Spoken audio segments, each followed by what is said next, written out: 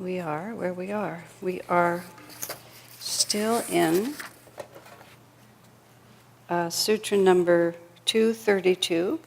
The niyamas, observances, consist of purity, contentment, austerity, which means accepting but not causing pain, self-study, introspection, and openness to higher truths. We are up to openness to higher truths. Do we have any questions or comments from anything that's been said before?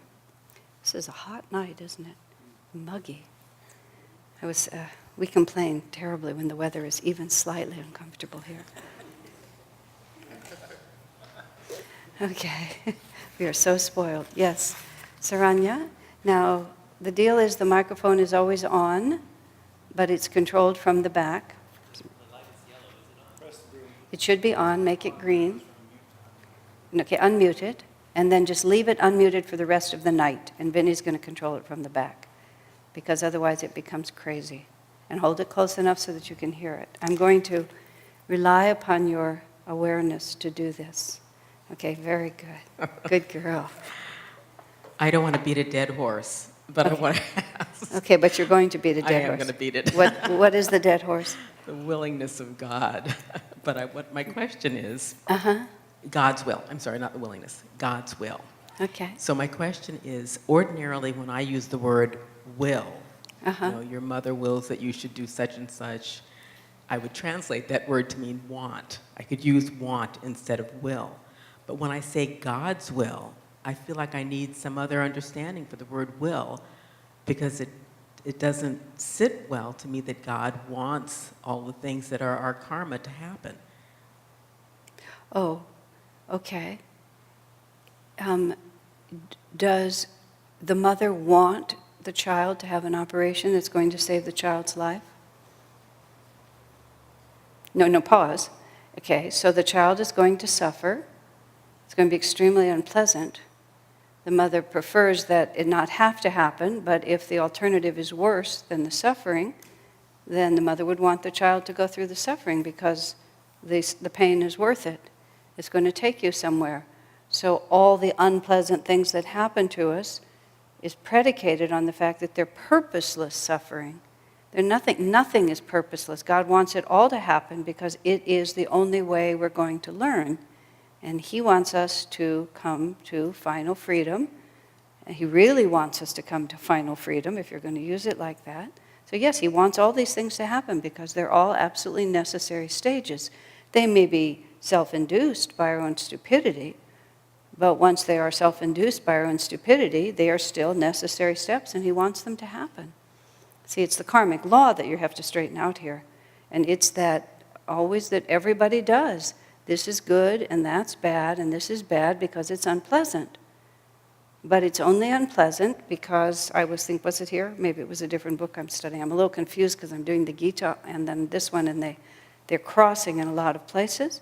But it's that, it's a book on self-realization. It's Master talking about the divine law. The divine law is planted there, and the divine law simply defines what will produce fulfillment and happiness. And when we violate that law, we do not have either fulfillment or happiness. And God wants us to have fulfillment and happiness, and so He wants us to learn where that will be found. And whatever it takes to learn where it will be found, He definitely wants that to happen. Does He want us to suffer? No. He would prefer that we understand and accept. But if it's necessary for us to suffer, there's no hesitation. The divine no more flinches than a surgeon flinches when he cuts in with a knife. Because if he doesn't pull the cancer out, worse things will happen. So this is a means to an end. Yeah, so God wants it. But see, the problem is what do we want? We want that which can never fulfill us to fulfill us. We want something that is contrary to divine law. And no matter how much God loves us, He just can't make it work. Just like a little child demands certain things, and there's just no way. No matter how intensely the child demands it, just can't be done. And we're just exactly the same. And I think I actually had an aha moment there, because I think that our vision, my vision, certainly is smaller. And so when I see something that, can't possibly be God's will because it's so horrible, but I think God's vision is, of course, infinite, and so can see the path a little better than I can. yes, he can see the path a little better. He can see past karma and future karma. Master tells that story of the baby being placed in his hands. You can imagine, oh, Master, bless my baby. Oh, here's a coochie coochie coo baby. And Master holds this baby, and he realizes this baby's a murderer. He's too little now, but when he was bigger in his past life, he murdered. And he saw, as Master put it, the carried over consciousness of a murderer, and he, quote, almost dropped the baby. No parent is going to think, and imagine the baby had the karma to be in Master's hands, and some adults must have put him there. So there was certainly a mixed bag of karma here, but Master saw what he was holding. And so if that baby struggles in his life, is Master going to think that's a bad thing? No. He knows that this particular soul has a lot to expiate. So if he sees it expiating, he's not going to be sorry about that. Good, it's getting balanced. Karmic law is everything. I've repeatedly say that, but if you can get karma, reincarnation, divine law, you will save yourself so much anguish. Because then all you have to do is suffer. You don't have to rebel and argue and struggle. All you have to do is it's very simple. You're just in pain because you deserve it. Of course I'm in pain because I did something bad and now I'm suffering. And that's real simple and extraordinarily powerful. Releases you from so much. We talked about, last time when I talked about contentment, what contentment really is, that we're not in any way rebelling. Just think how much of your suffering is freaking out because it's happening at all. And then you just half, 3/4 of your suffering is just the revolt and just the annoyance and the blah, blah, blah. If you just got rid of all of that, said, wow, look what's coming.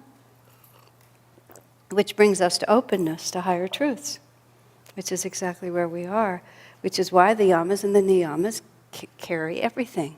Once you get these few points,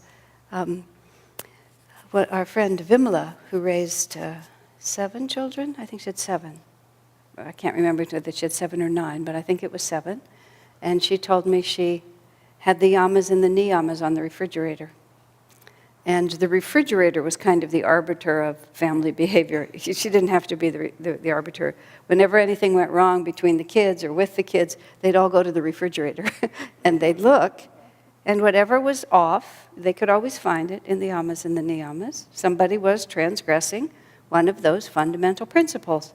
And the way to put the situation back in order was to get back in harmony with those principles. That's why we could just study these again and again and again. And just get them really, or work on them sequentially, or however they seem to be needed. Because whenever we're out of sorts, it means because we're out of alignment. And God wants us back in alignment. Okay? See, want, in human terms, tends to mean egoically based. Egoically based selfish preference. And so God doesn't want in that sense. But God has a single desire, which is our eternal freedom. And whatever it takes is His will, is His want. See, want is even more active. There's a very positive connotation when I think about it, about want. Because God is not passive. He's just not sitting there saying, well, I hope the poor saps get it right. There's an active calling of the divine toward us. So God really wants us to learn and really wants us to succeed. There's a very active love relationship here. It isn't an impersonal God's will. That's not how the devotee experiences it. And God wants what's best for us. Not all mothers, not all that mothers want is what's really best for their child.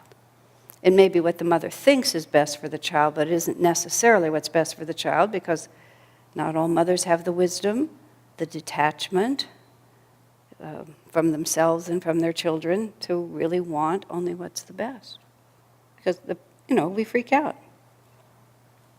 We see the people we love suffering and we freak out. We can't hold it. We're not steady. All right, anything else? Just like remember Swami talks about how when he was in Romania as a child and it was so backward they didn't have any painkiller when they had to drill his teeth. So the dentist, because it was so painful for Swamiji having his teeth drilled, the dentist would only drill halfway through the decayed part and then he'd put the filling on. And that was not love, because of course later in his life everything had to be redone and redone. It was just a mess. But the dentist didn't have the strength to go through what had to be done for the true welfare of the child. He panicked at the pain. And that's what we do. We panic at our own pain or we panic at someone else's pain. And our only thought is to cover over the decay with the filling, rather than really think you just got to drill this down right to the bottom. And of course, it's very hard. But this is what you have to just say to yourself over and over again. Every soul has its own destiny, and I don't want to take away from anyone the opportunity to learn what they have to learn. Why would you want to do that? What good reason would you have for wanting to do that? Okay?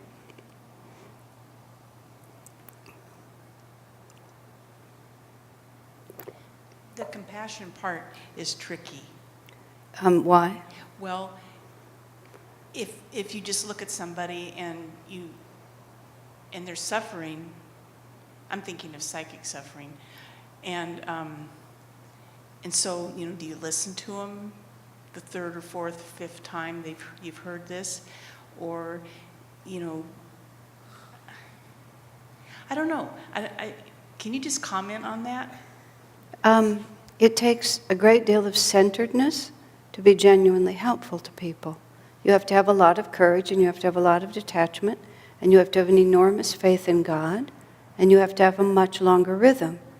And then, after all of that, once you're centered, it's much easier to intuitively know what will be helpful in this situation. And sometimes you listen to the same story dozens of times because it's simply the most helpful thing that you can do. And if you're not frantic to get them to change, desperate to have it stop, and sometimes what you say is, I think we've heard that story enough, I think it's time to go on. But you have to know that from a divine center, and you're much more likely to know that if you have the courage. Well, faith is the word that really comes down to. If you have the faith to know that karma is always fair, and God is always with us, and that pain is often the shortest route to freedom. And so the mere fact that someone is suffering does not put you into a panic state. It's just, this is what we're doing. Yeah, and you can be very sympathetic, extremely sympathetic. Yeah, this is horrible. You can sympathize with someone's suffering and without encouraging their self-pity, their weakness, or their rebellion. You can be very, very sympathetic and be sympathetic in such a way that it's strengthening to the person rather than weakening. But all of that is attunement to a higher flow of energy in the moment. And the only way that's possible is if you yourself are calm and detached and believe in this person's victory. Faith in God is faith in everybody. If you have faith in God, you see, everybody can make it. Everybody will make it. God is taking care of everybody. So no matter what kind of a pathetic mess might be sitting in front of you, it'll succeed sooner or later. It'll straighten itself out. And if it chooses to be miserable for longer than you might think is necessary, your opinion is rather useless, because if that's what that person thinks they need and they're going to go through it, then you can just be very, from your heart, extremely sympathetic. You sympathize with many things. You sympathize with whatever's causing the misery. You sympathize with the fact that the person is not ready to give up their misery. That causes great compassion in the heart. And then you go to where Swami would go, how much more glorious will be their bliss and freedom because of all the misery they're going through. And you imagine even in the moment their freedom. And of course all of this that's what really helps a person through. When I've been called into situations where people are dying, because for the most part, and I haven't had so much experience that I can say this, with unequivocal conviction, but for the most part, death does not frighten me. Certainly the idea of death does not frighten me. So just to be in a situation where someone is dying and not to be frightened by that is just such an enormous benefit to everyone involved, because somebody's not afraid. And if somebody's really upset about something, and they're suffering, but you're not afraid of their suffering, because, well, this is what happens. You may be weeping with them, but compassion, you can be very compassionate and very empathic without being afraid. And you're not afraid because pain is the shortest route to freedom. So it's just great to see somebody just on the shortest route to freedom, isn't it? If they were, in some incredible sports competition and were absolutely at the end of their strength but holding on and getting through, you'd be cheering them. That's where we are. Everything is survival.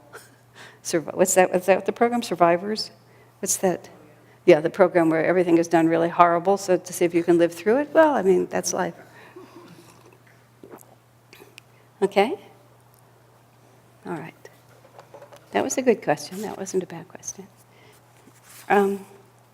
So we are now at openness to higher truths. And Swamiji says that this one is usually written as worship. But Swamiji feels worship implies a much greater formality than Patanjali intended. Because Patanjali is not talking about any kind of specified and limited in time or limited in technique or place kind of exercise of devotion. He's talking about the very fact that at all times we should be thinking that we are always acting in relationship to the divine. And it shouldn't be something that's just saved for when we put on special clothes and come to special places and do special things. That's nice because it often gives us an experience, especially collectively when we're worshiping together. It raises the energy and gives us an experience. But once we have that vibration, the point of that is to remember what it feels like to be very conscious of the fact that I am in relation to a higher reality. And that higher reality is loving me and guiding me and teaching me at all times. In other words, the way to think about it is, because the openness that we're trying to be most attuned to is God's guidance for us. This is what I was talking about here. It's all about knowing in the moment what we're supposed to do. And that was the question that I asked Swamiji about being in the concentration camp, which most of you have heard me talk about, my imaginary question. Being in the concentration camp, person next to me is attacked by the guards. This was my theoretical question. Do I interfere knowing that it's going to be the end of my life to do so? Do I just stand there and let that person be beaten? What am I supposed to do in such a moment? If I had the courage to throw away my own life, should I? And Swami's answer to me was classic and eternal. He said, what you're asking is, in the moment of intense crisis, how do you know what God wants you to do? Because that's really what I'm asking, which is the higher duty, to preserve my life, because in that specific circumstance, from what we know of history, perhaps my intervention would cause more havoc to come down on everybody in my little unit. And so not only would that one person not be spared, but maybe all of us would be more egregiously abused, rather than to allow that one person's life to be interrupted or taken away. So but how do you know that? You can't calculate that, and certainly in such a circumstance you can't ask. Excuse me, sir, if I intervene, are you going to beat just me, or are you going to beat all of us? It's out of the question. So Swami's answer was, that's when he said to me, the only way you can know in such a moment of intensity What God wants you to do is that you have practiced when it was easier. It has to be an habitual turning inward and upward whenever, all the time in your life. Now, this is a balance point, and this is where, to my way of understanding, I like the 8 manifestations of God, because it's like, God, do you want me to have some tea? Should I drink tea right now? Do you really want me to have tea? Let me think for just a moment. Do you want me to have tea? Maybe yes, maybe no. A little tea, 1, 2 sips. It's just, you become paralyzed. And people actually are like that. Their idea of what it means to feel, to be an instrument of God and to feel God's will becomes so trivialized. There's no super consciousness in it. It's just the ego kind of trying to reassemble its own preferences. So the way I try to feel this openness is you think of the 8 manifestations of God: joy, peace, calmness, wisdom, light, sound, energy. Did I hit them all? Love. Okay. So we can depend on the fact that God always wants us to be a manifestation of a high vibration. And we can also depend on the fact that it's just not always easy to be an instrument of God. There just may not be a clear-cut answer, and it can, as I said, it can just slow normal conversation down to the point where you become unbalanced. So what we really want to be doing is we always want to be open to a high vibration, and we always want to be responding appropriately and just moving with an awareness of how can I, in this situation, bring upward moving energy. And also by those manifestations are generally more accessible to really, really feel God actually guiding every step is a very, very, very refined level of consciousness. And as Swami said once, he said it in a slightly different context, but it was the context was a woman who was involved in a really unproductive, terrible relationship, romantic relationship with this man. It was just a disaster. And all common sense said that she just really needed to leave that behind and go on. It was going nowhere, and it was going nowhere really, really fast. But she was nervous about using her common sense because of this superstitious idea in her mind that he might be the one. And if he was the one, then she didn't want to turn away from him. She just had herself in a complete knot. And Swami was very sympathetic. I was sitting there listening to the conversation. During those years, he often had me be a fly on the wall because he was trying to get me to understand a lot of things, so I got to listen. So he comforted her, but used common sense, do you get along? Do you like each other? Is it, and just common sense questions. After she left, he said to me, the truth is, that woman has so much to learn, she could learn it with any number of people. She is simply not at the point of development where her karma has become so simplified that there is only one for her. Now, that's a very interesting answer, and it's not a very romantic or very pleasant answer, really. It's just that it's not the circumstances of your life, it's what you make of them. Now, that is not a recipe. Well, Swamiji said for a period of time, he said that he believed that any 2 devotees ought to be able to be happily married to each other. And there was a man in our community who made a marriage choice that turned out to be unfortunate. And he was giving a class at Spiritual Renewal Week, and those of us who knew his personal history saw that he was working himself toward having to explain why his marriage broke up. How he got himself there, I don't know, but he got himself there. And I and others who knew where he was going to have to go became extremely interested to see how he was going to get out of it, because he was not a self-revealing type. And he was masterful. He said, my ex-wife and I experimented with the theory that Swamiji had given us, that any 2 devotees could be happily married to each other. And in our case, we found it wasn't true. Afterwards, pardon me? Yeah, he experimented. Afterwards, I saw him. I gave him a standing ovation. I said, I was sweating a little bit just watching you work your way there.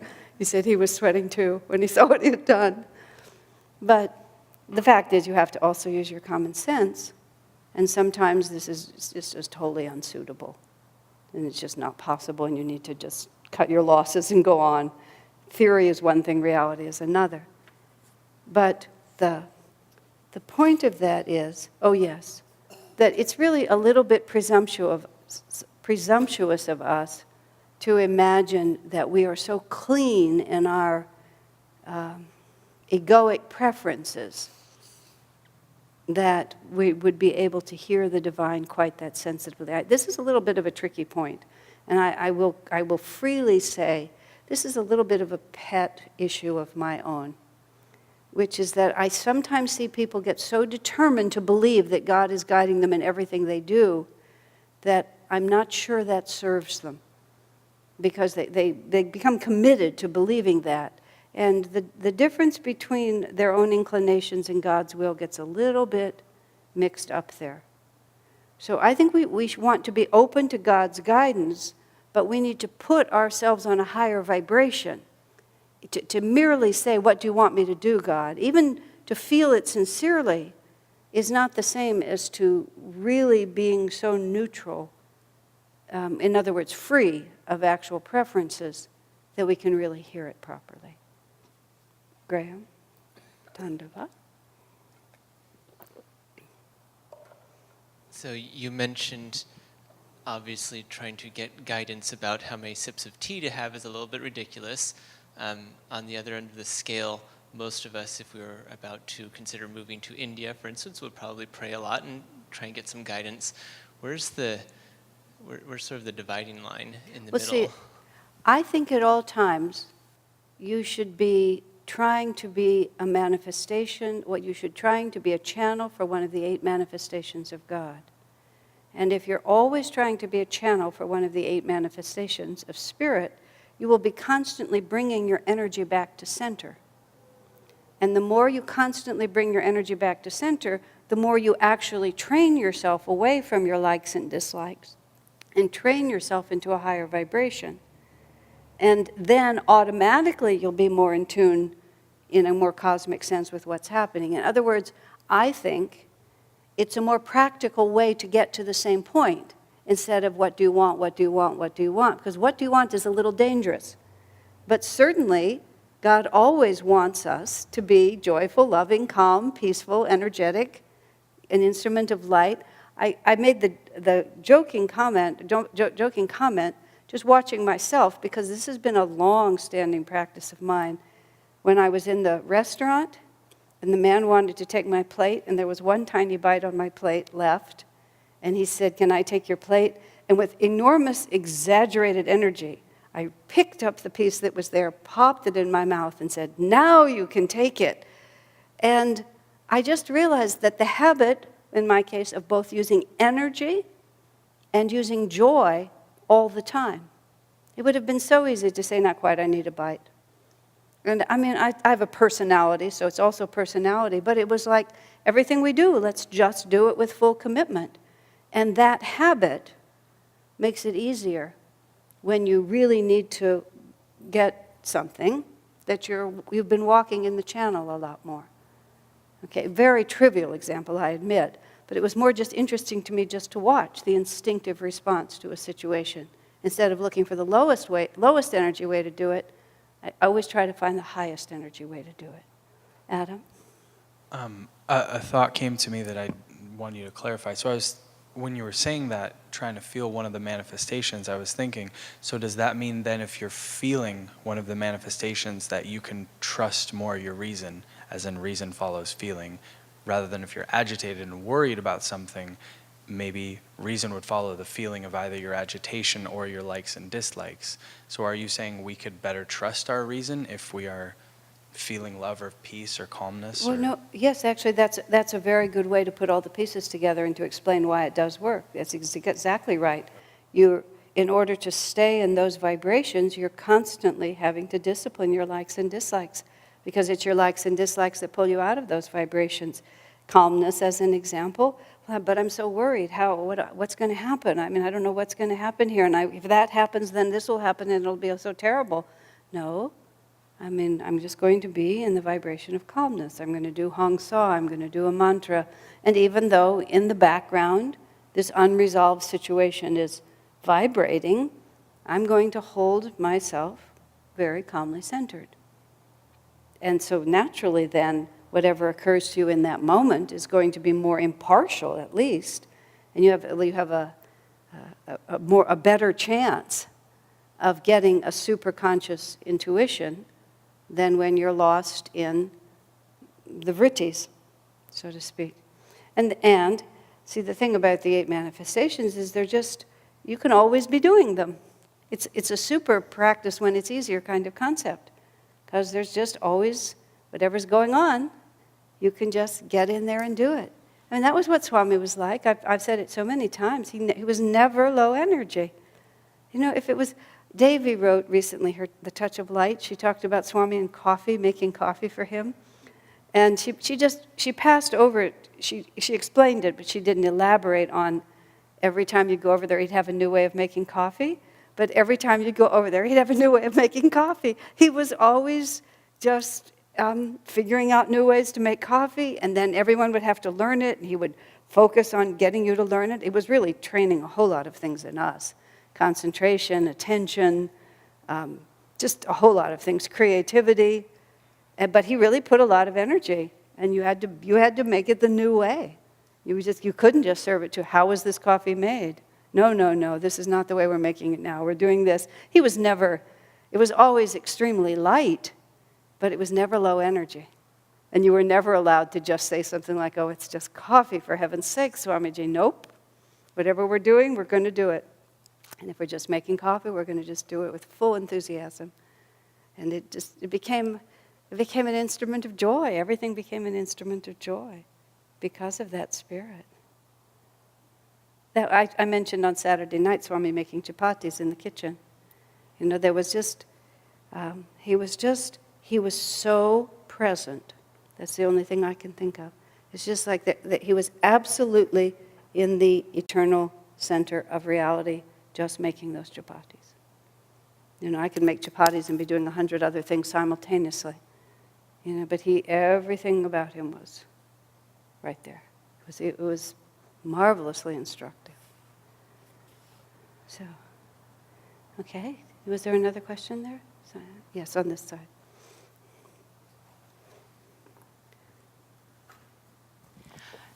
I'm always saying to myself, okay, here's another test. Is that a self-centered thing to be thinking? Well, it'd be nice if... And then I start breathing, you know. I mean, it's nice to think of it as another test, but opportunity is a nicer word. You want to put positive spins on things. If you're always thinking of things as tests, Swami actually said those exact words to me now that I think about it. Asha, everything isn't a test, because he saw me responding like that. Oh, here comes another test. Okay, I'll get ready. And so as a consequence, I was always in this state of near failure or anxiety, or, you know, everything was difficult, instead of just being what it was. I heard Swami on a little something I was watching this morning, and he commented that his horoscope, his horoscope was exceedingly difficult. He had, I don't know anything about astrology, but it's what's called a grand cross, in which everything in his horoscope opposed everything else. And there was some astrologer friend of his who, just every time she'd meet anyone who knew Kriyananda, she would comment, I don't know how he lives with that horoscope like this. Swami said, he's never thought of his horoscope as difficult. He's never thought of his life as difficult. It just, you know, things happen, and he deals with them. And it just doesn't cross his mind to label it as astrologically afflicted, or everything is so hard, and I have so many problems, and everything is a test. Something happens, and he deals with it. And the whole orientation, you see how much energy is lost and drained and pulled down. As he said to me, Asha, everything is not a test. It's just an event. We're just having events, and every event should be met with one of the 8 manifestations of God. And if we're falling away from it, then we try to do our best to get back to it. It's not a... Also because the spiritual path is not a constant pass-fail experience. Well, I didn't do that one very well. Okay, now I'll try to do this one well. I didn't do that one very well. It's not a constant evaluation. It's there's the divine light, and I'm going to get there. And if I'm walking there, and I was at actually it was the luncheon after the memorial service for Swamiji at Ananda Village. And because I knew Swami's family over the years, I was part of the group that was sitting there with his relatives, and they served us lunch at Crystal Hermitage. So I mean, it was a pretty serious occasion. And there was a group of Ananda folks who were serving the meal and taking care of everything. And I was sitting next to, I know exactly who she is. Oh yes, the sister of the man who spoke. Dick's two children, Leslie, that's her name, Leslie Walters, and Swami's niece. David Walters spoke, and this is his sister. And so I'm sitting there right next to him. We're talking. We had a very nice time. The thing is beginning to end. So we were standing up and beginning to say goodbye.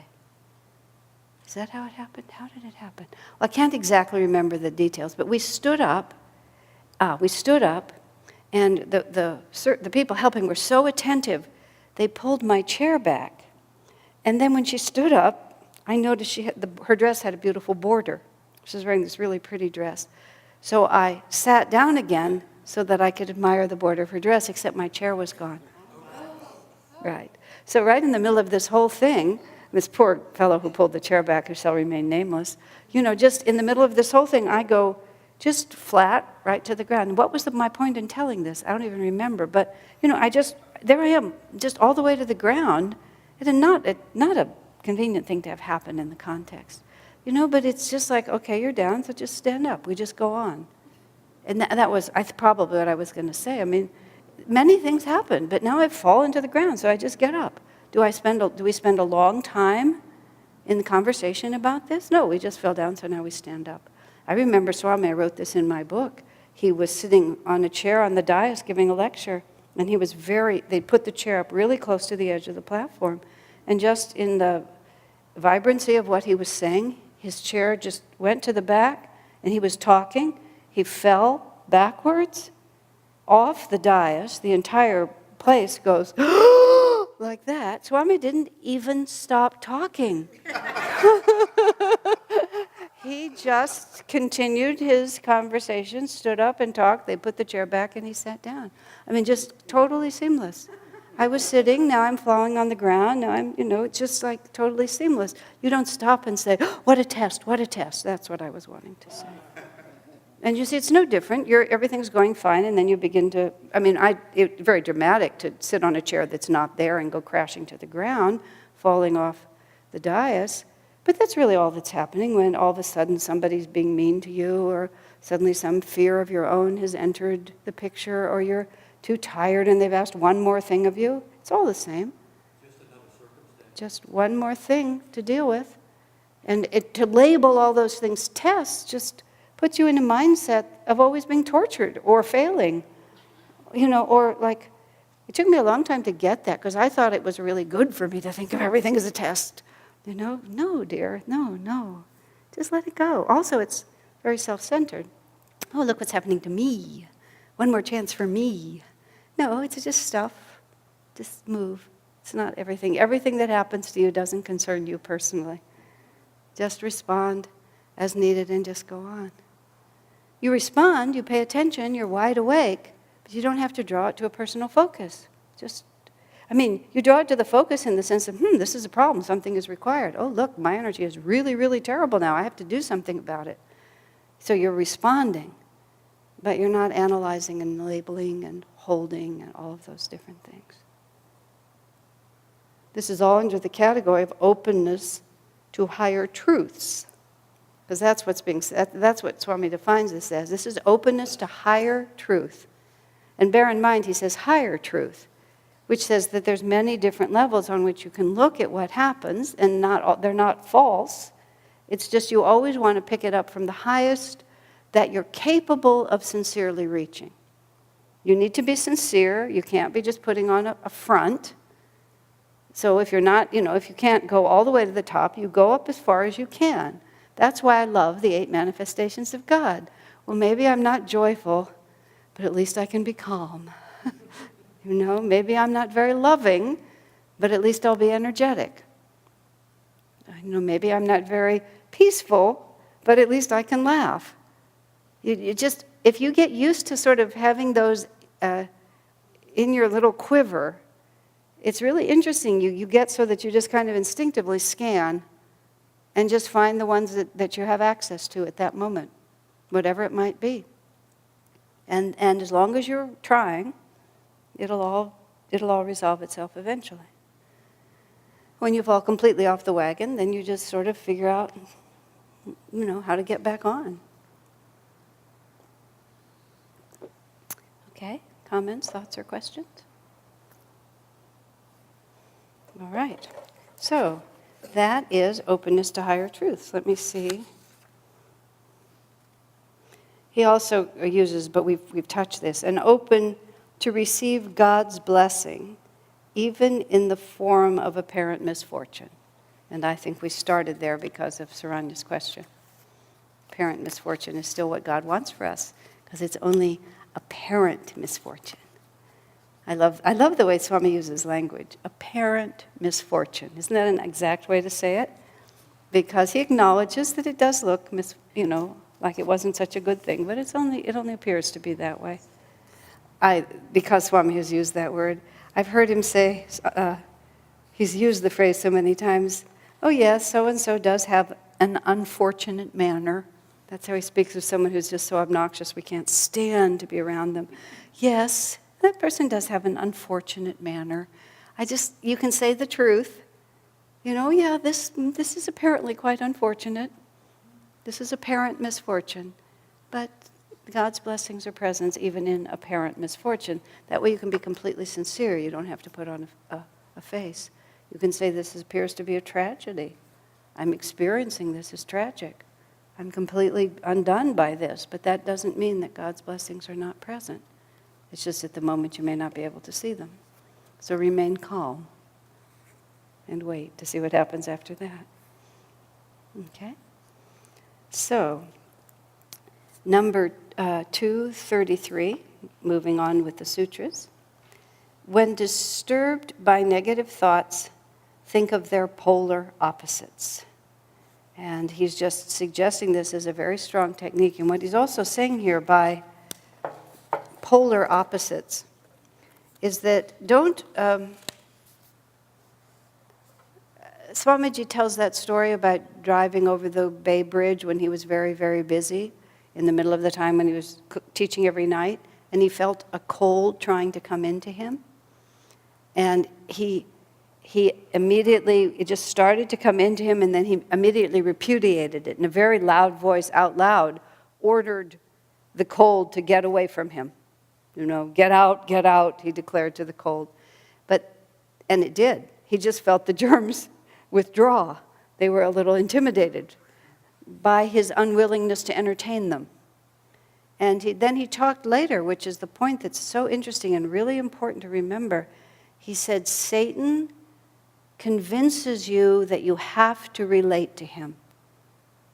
And that's very, very subtle. And when you can really integrate that, you understand what that begins to mean. Oh, I feel bad.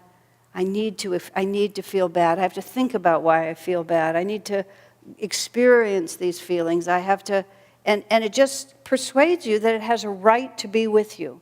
Master said, when you're in a mood, Satan has a hold of you. That's how he put it. I mean, that's a very fierce statement. So he's saying here, when disturbed by negative thoughts, think of their complete opposite. And what he's also saying to you is don't entertain them. Don't reason with it. Don't try to think about why you might feel this way and why you're having this thought again. Just counter it. Counter it powerfully with something completely opposite.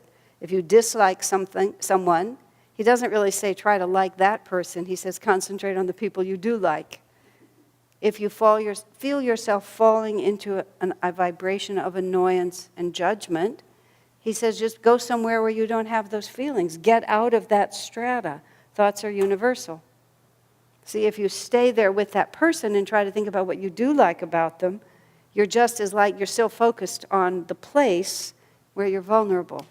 He's just telling you to remove yourself entirely from where you are vulnerable and go to some place where you're strong.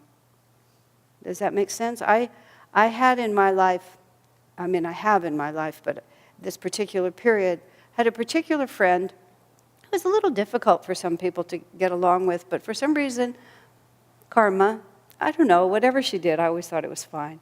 No matter how outrageous or unfortunate at times her manner was, she just could never upset me. I just really, really did and do. I just love the woman, just completely. And I used her as my model when other people would annoy me. I would think, well, if this other gal did it, it wouldn't bother me at all. It's not really the thing itself, it's just that I don't like this one, I don't like that one. I removed myself completely from the vibration by thinking about someone else, where the energy was positive. And then you can get perspective.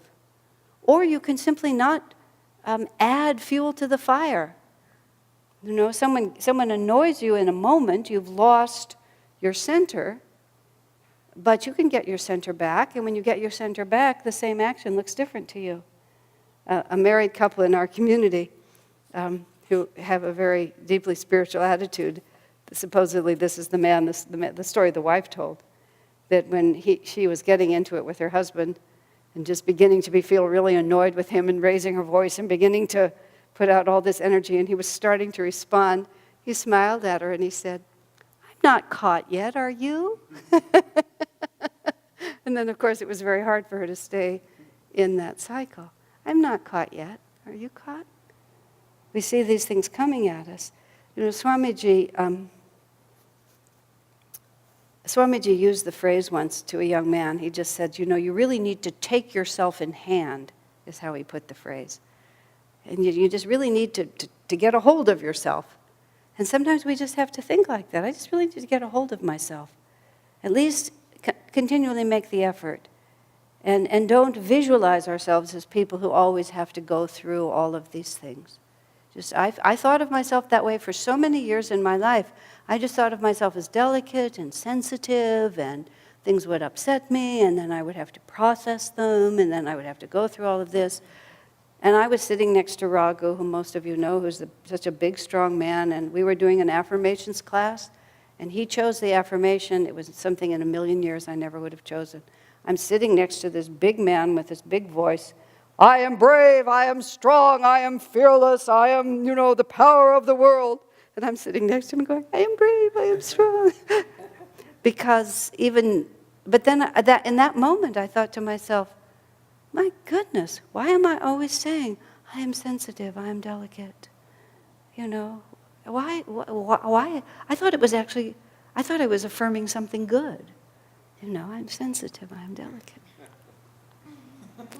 But just in that moment, I thought, this is not a virtue. And that phrase, just take yourself in hand. When you start going down that road, just say, no, I'm just not going to go there. I'm going to think in a completely opposite direction. That's Patanjali's way. Just don't give the vritti, don't feed the vritti. If the vritti's got a hold of you, don't feed it. Just go somewhere else as best you can. Now, this is not suppression.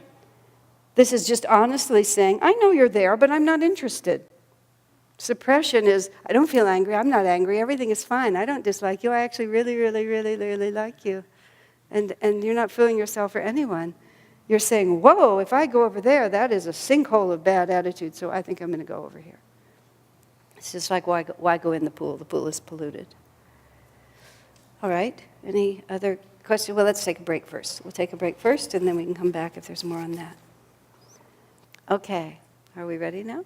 Does anyone have any questions about anything that was just said, or shall we move right along? Okay, we're going to actually go to another sutra. So we're up to 234. When negative thoughts arise in the mind, or when one feels impelled to commit acts of violence, whether out of craving, anger, or infatuation. So 3 interesting points. Acts of violence, you're compelled by craving, anger, or infatuation. And whether indulged in with mild, moderate, or extreme intensity. Such thoughts and impulses are all based on ignorance and are certain to cause one pain. At such times, too, think their opposite thoughts. There's a lot of really great stuff in there. First, he's telling us negative thoughts and impulses occur sometimes in the minds even of basically positive people. And Swami is fond of talking about our inner world as a huge population of citizens dwelling in the countries that we call our own personalities. So even if we're basically good, that doesn't mean that we're 100% good. We have all kinds of other things that might come out. Even saintly people may sometimes feel the sudden impulse to shout angrily at others. In all of the epics, you tell the story of the Mahabharata and the Ramayana and so on, the curse of the Rishi is something that really happens. Whenever the plot needs a twist, a very highly evolved Rishi will have a moment of total anger, and he will curse some poor unsuspecting so-and-so, and then the whole story goes on after the curse of the Rishi. So it's just something that happens, and this is what he's saying here. Even very saintly people who have these moments, and then they put tremendous energy behind them, because they put tremendous energy behind anything. The curse of the Rishi was always fun in the stories, because once the curse of the Rishi was offered, then all of destiny had to be guided by the curse of the Rishi. That's what happened to Karna in the story of the Mahabharata. He was cursed by the Rishi a couple of times, and therefore everything would go well to a certain point, but then the curse would come in. But part of the reason that those characters and that reality is in those stories is for exactly the same reason that Patanjali refers to it here. Sometimes even the rishis become very, very angry. And so we recognize that all those years of tapasya and all that effort to make yourself perfect, still, this bit of karma can just go off inside of you and these things can happen. So this stanza is useful for us for two reasons. The first of it is to just be realistic about ourselves and not always be weighing and measuring and thinking that one moment is the complete definition of our spiritual life. It's not so much whether or not these impulses ever overtake us, it's what we do after they overtake us. And that's the whole point. That they will overtake us is right there in the scripture, is right there. When this whole cycle that Ananda has gone through with this, difficulties with SRF, and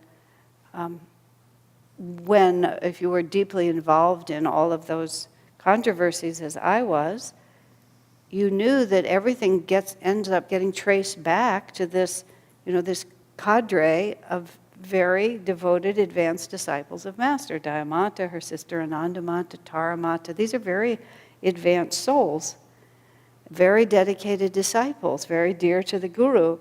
And it was always very difficult to really try to explain to people who were loyal to SRF what was really going on, because it always had to be traced back to these great souls, and they didn't want to accept that there could be error at that level. And it was dicey, still is dicey for conversational purposes. From the point of view of the devotee, sometimes other people would become quite discouraged on the spiritual path. How can someone who lived with Master for so long as a direct disciple still make such egregious errors? And that's a good question. But I always reasoned backwards. Wow, if someone who lived with Master for so long and was such a devoted disciple makes egregious errors, that must mean that even very, very advanced souls have bad days. And therefore, when I have a bad day, bad year, bad decade, bad decision, bad direction, that's just what happens, even to very advanced souls. And you see, so therefore, when those things happen, all you have to deal with is that event. You don't have to deal with this whole crisis of faith, this whole disintegration of self-confidence, this belief that you'll never be a success on the spiritual path. All you have to deal with is the fact that, wow, craving, anger, or infatuation got a hold of me, and with either mild, moderate, or extreme intensity, I committed what he calls here an act of violence, meaning I acted strongly against Dharma, against right action. And now I just have to pull myself back from it. And we don't waste any time worrying about it. This is what's happened, and now we just go on. And in Swami's life, when certain facts came to light in the course of that, which is that the life of celibacy that he had almost always lived was not flawless, and somehow people got so excited about that, just way out of proportion. Especially what was so amazing was that the most licentious people among us were the ones who got most excited, like, how short is your memory, my friends? But Swami's response was, I'm not ashamed of anything that I've done. And his answer was, I don't feel that I have to apologize for my life. He says, I've done the very best I could in every circumstance, and I've conquered. If I've slipped, I haven't fallen.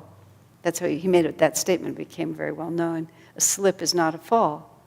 That the way, if you ever seriously try to achieve anything that requires a great deal of self-control, and brahmacharya is one of those things, you realize that merely because you're not perfect in the performance of it does not mean that you are not doing it. That's how you get there.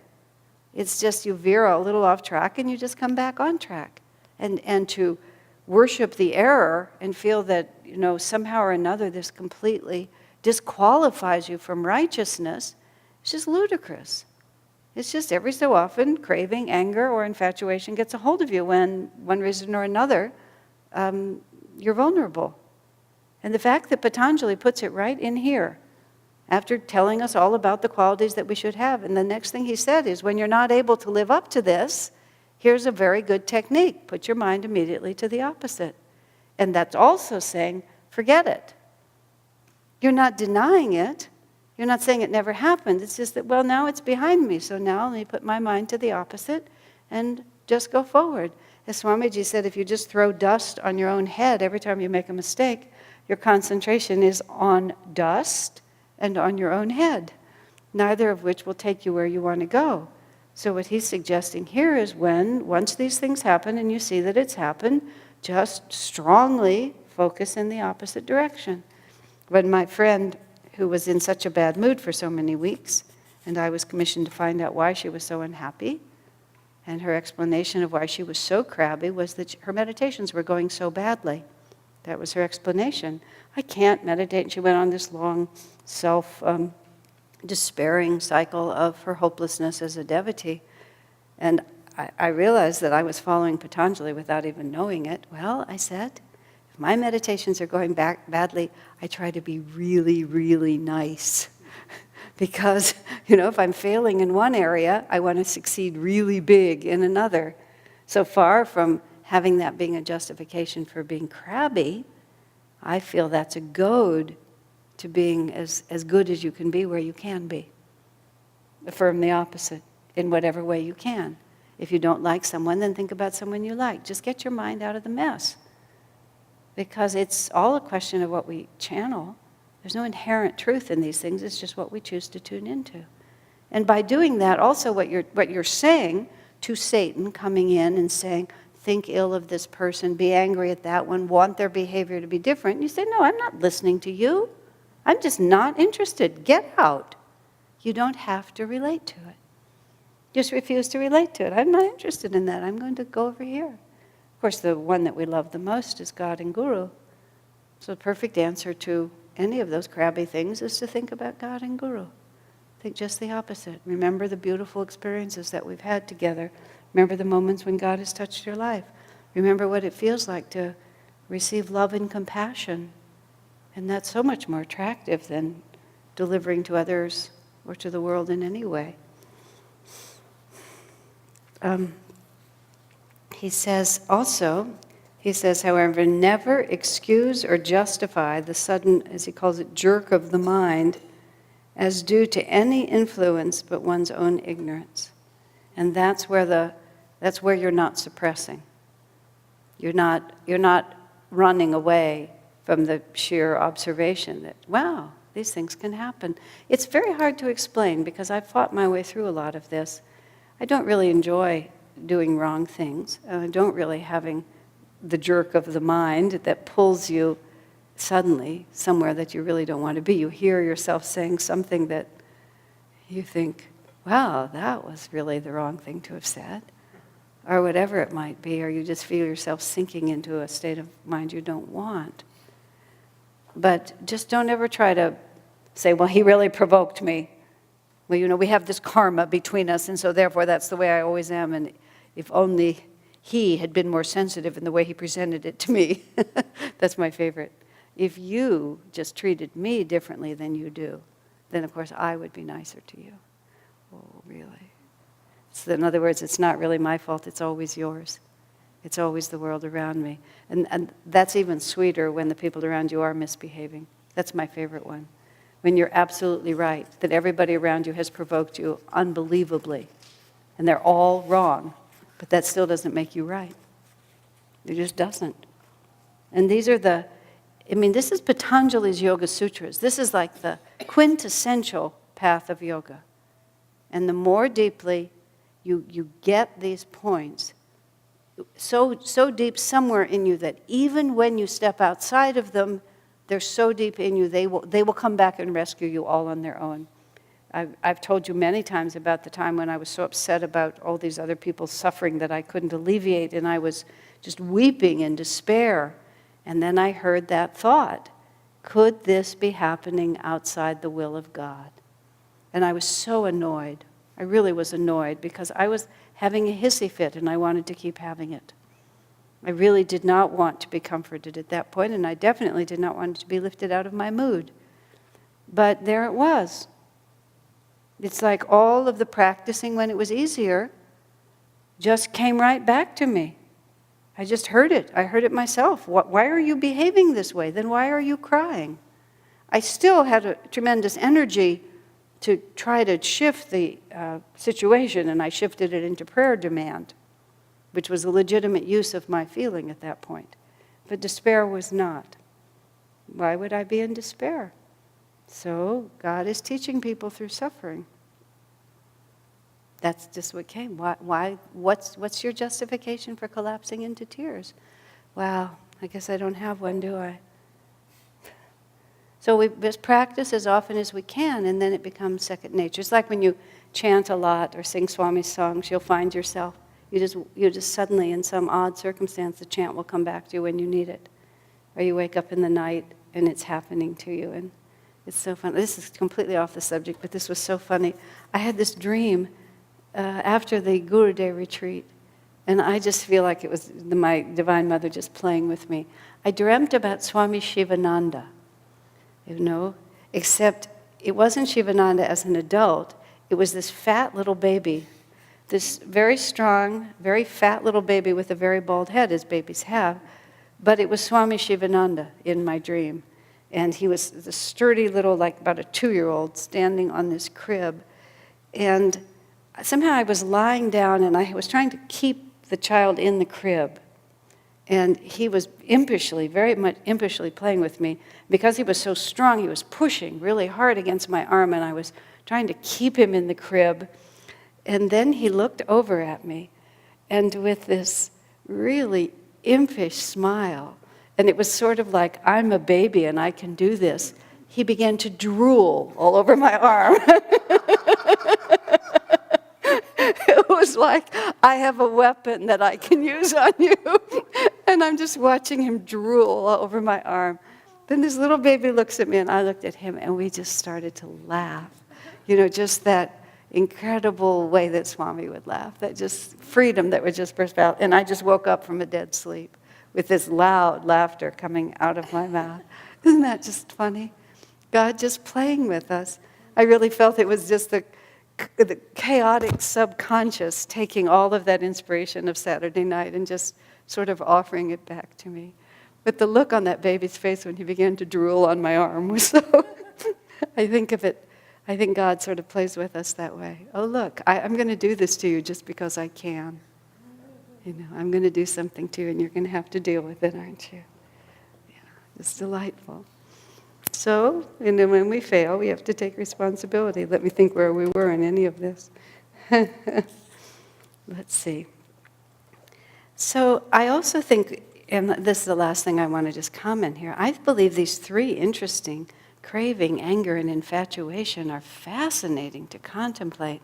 I'd never really thought about those ideas. We want something, we desire it, and just think how agitated we get because of that. We become infatuated.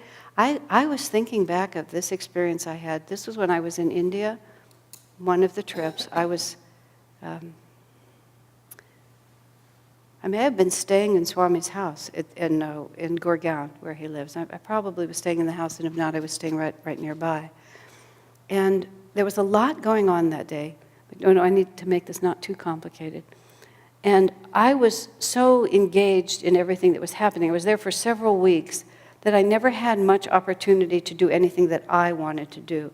And I liked, there were certain stores, this was before we were Nayaswamis, I really liked to shop in these certain stores. And it's, part of being in India was so much fun was to be able to go shopping. And this day I had managed to work everything out so that I was going to be able to sneak away and go shopping. And I woke up in the morning with this thought, I want to do these certain things. I have these desires and I've worked it out that I'm going to do these things. In the course of that day, I made just a terrible mistake. And the mistake that I made was being impelled by my own subconscious feelings. Certain situations make me very edgy. Certain injustices that I'm very vulnerable to.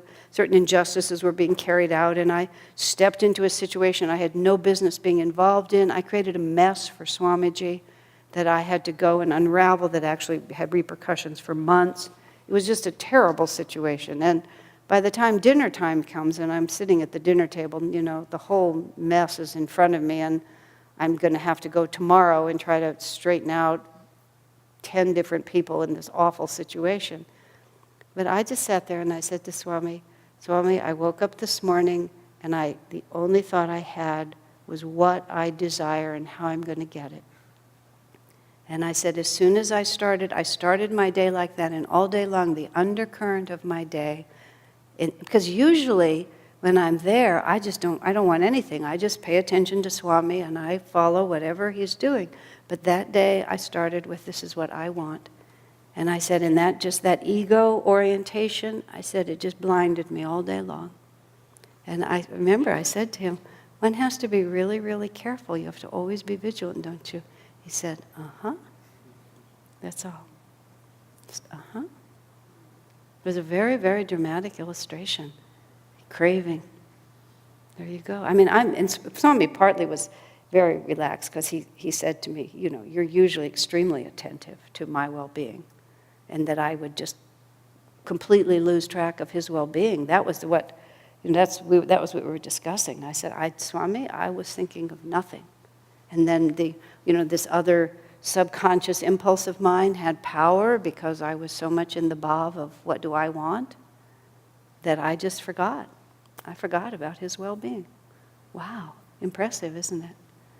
Craving, anger, infatuation. I think they deserve more energy than we can give them, so we'll just start back there when we come back next week. All right? Thank you. Bless you.